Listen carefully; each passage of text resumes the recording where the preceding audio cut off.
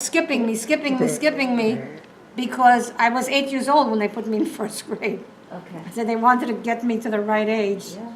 So it wasn't until I came to America, 7th grade, that I finished a whole year. To this day, I don't know decimals. You were comfortable with your girlfriends when you got to Montreal? We had a club at school, and we ate carnatzels. You know what those are? Like they're like dried out salami. They're thin. Oh. They're kosher. There was a store right next to the school. I had dance contests. I won a dance contest. I had a boyfriend so at that happy. time. I had a wonderful life, and the family was wonderful too. And how were the bagels in Montreal? Bagels and smoked meat. But the bagels in Montreal were really great. And smoked meat. Okay. That's corned beef. Yes. First of all, thank you so much for sharing your story. But I was just wondering, when you were in school, when you lived with that family, who did In they Montreal, say? you mean? No, In Poland. Yeah. Oh. Who did they say you were, like when you attended school? Like, did they say this is It was probably a very short time, because the only thing I remember was going up to read, and as you saw in the picture, it was right before I left her, right? That was my school bag. It was probably the first day of school, and it was that dress that went with me to Sweden.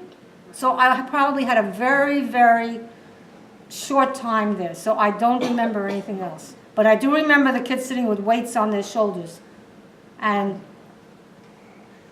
the dunce caps.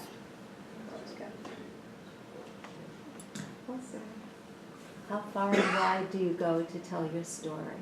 Just the New York area, or do you travel?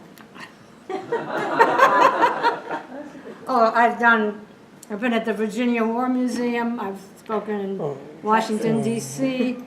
I've spoken at the medical school in Brooklyn, Downstate Medical School, lots of temples. I've spoken in churches. I do video conferencing with Australia and Denver, Colorado, and Texas? You know, Okay. they give me transportation, I'll go.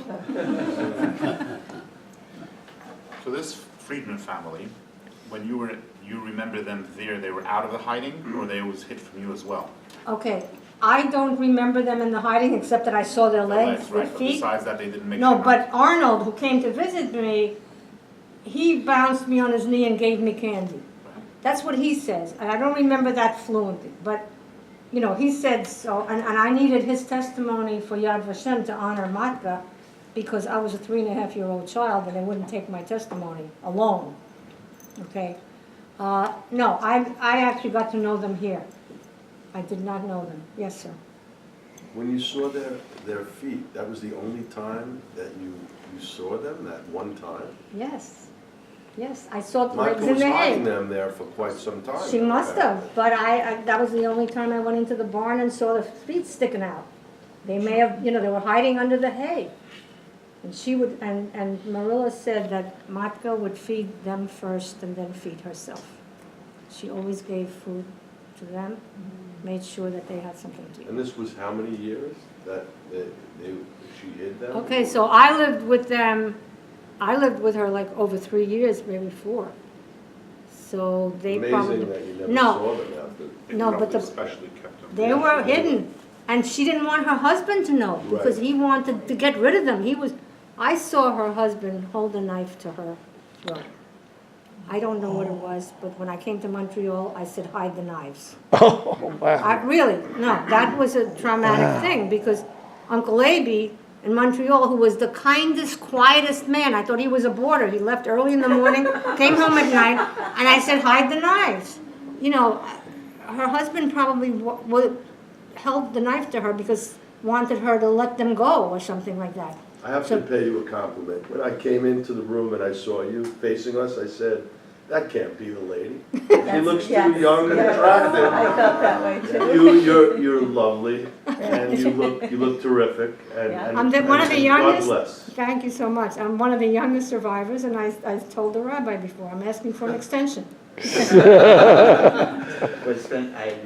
done a fantastic presentation here. Oh, What can I thank tell you? Not only is it's intellectual, emotional. Yes. Most of all, you remained Jewish, didn't you?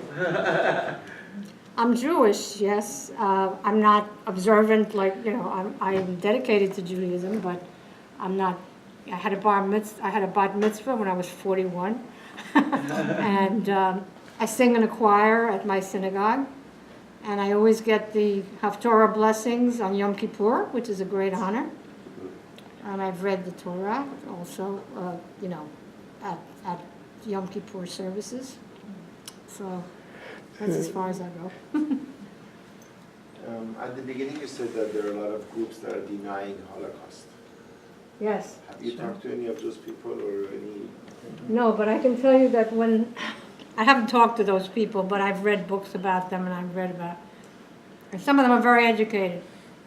And when the Holocaust Museum in Washington, D.C. opened, I played hooky from school, and my husband and I went to the opening. And as we're sitting at the ceremony, we could hear outside throngs of people yelling, "We don't buy your Holocaust lie. We don't buy your Holocaust lie." This was at the opening of the Holocaust Museum in Washington, D.C. I never heard that. Wow. Wow. I'm glad you said that. They could say, well, it was wartime, they weren't the only ones being killed. But of course, the Germans kept the best records. They kept records of everything. They have all the details. Just to fill in, we actually had a few months ago, we had someone that was a parliament member in Europe, and he grew up as a neo-Nazi. And he was a Holocaust denier until he found out that his grandmother was in Auschwitz, and he came back to his people. But we asked him, someone who was it asked him, how could you deny the Holocaust? He was very educated. I made sure. I once erased it. I once did that. I made sure. That part of it, I made sure. they just pushed it aside. It had nothing I never to do it was that, nothing but I to made do sure I did that. Thank Didn't want any mistake. Okay. Yeah, I have one question. You said that you were 12 miles away from Treblinka, Yeah, 12.4 miles. and you left around 7.5 years old or so when you went towards Sweden? Give I or was take. about 7. Right. Yeah, but I think I stayed in Sweden almost a year. Do you remember right at the end, anything that you heard about Treblinka? Did you hear anything about that?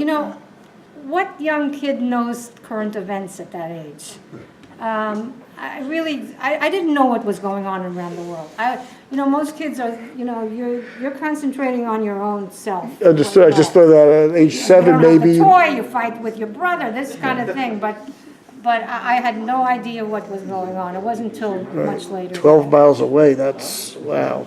Yeah. Wow. And my Aunt Norma, who jumped off the train on the way to Treblinka, so she was familiar with the area. So she rolled down an embankment and hid in the bushes. And then she found her way to a farmer, or somebody that was hiding one of my uncles. And she buried him, actually, because he was underground. The woman had like a restaurant, and it was in a cold cellar. That's where they kept the ice and everything. They didn't have refrigerators. Right. So he lived under there, and he got very sick. And my Aunt Norma buried him with her own hands. Wow. So she knew the area. Right. Because, it's like if I was going to Manhasset or, Syosset or something, Right. if I could walk there. I mean, I do walk 5 miles a day. Thank you. Very good. I want to point out, it's interesting because in the past few years we've had survivors telling their stories, but it's always been from a different angle. Right. So we're sort of getting picture from first hand, and I think it's the first time we've had someone really hiding as a child. So that's another angle to the story, to the testimony, as we say, to really hear it from all different sides. Many people don't know this, but I have it. It's probably in my cabinets, might be out there, but I just have a short poem. It's called A Jewish Child. It's the Bureau of Jewish Education of Greater Boston. And it tells about Jewish children who were saved by being put into Christian homes. They were saved but lost at the same time. So If you don't mind, can I Sure. just read it? And it has certain overtones of my hiding, you know, a little bit. In a village far away, in a room that's damp and gray, through the glass, with eyes so wide, children peer and gaze outside. Boys with flaxen heads of gold, girls with braids of marigold. And there among them, but not quite, 2 round eyes so deep and warm, a nose of tiny perfect form, 2 sweet lips beyond compare, strong and curly, thick black hair. Here his mother, full of fright, brought her only child one night. How she kissed him as she cried and gently pressed him to her side. Here, my child, is where you'll stay. Listen and do what I say. I must leave you, I must go. They'll take good care of you, I know. With other children play, be polite, don't disobey. Don't speak a Yiddish word or song. No more to Jews do you belong. His arms around his mother flew. Oh, Mama, let me go with you. Mama, don't leave me alone. Mama, I beg you, not alone. She kissed his face, his swollen eyes. Still, that would not stop his cries. Once again, no, Mama, no, don't make me stay here all alone. In her arms she holds her child, and with a voice so sweet and mild, she sings, she croons, but does not weep. Rocks him till he falls asleep. Now she cries with all her heart, but she knows she must depart. Full of worry, grief, and fright, out she stumbles to the night. The night is cold, the wind is wild. A voice is sobbing, oh, my child, I left you in a stranger's hand. What else could I do? Please understand. No one hears her, only fate. And outside it's cold and late. The night is cold, the wind is wild. Please, God, protect my only child. The room is strange, the people too. He's always mute, the little Jew. He doesn't ask a single thing. Never does he smile or sing. Day or night, he cannot feel. His life is dead, he cannot heal. Vasilka, a strange new name. Vasilka, it brings him pain. The mother wanders where she will. Like her Yosela, she's still. No one's bothered by her fate. She can only wait and wait. Like Yocheved, Israel's daughter, her son, like Moses, on the water. Serious, sad, alone, aggrieved. She's lost the child that she conceived. I thought that Thank was you. such a beautiful poem. Thank you.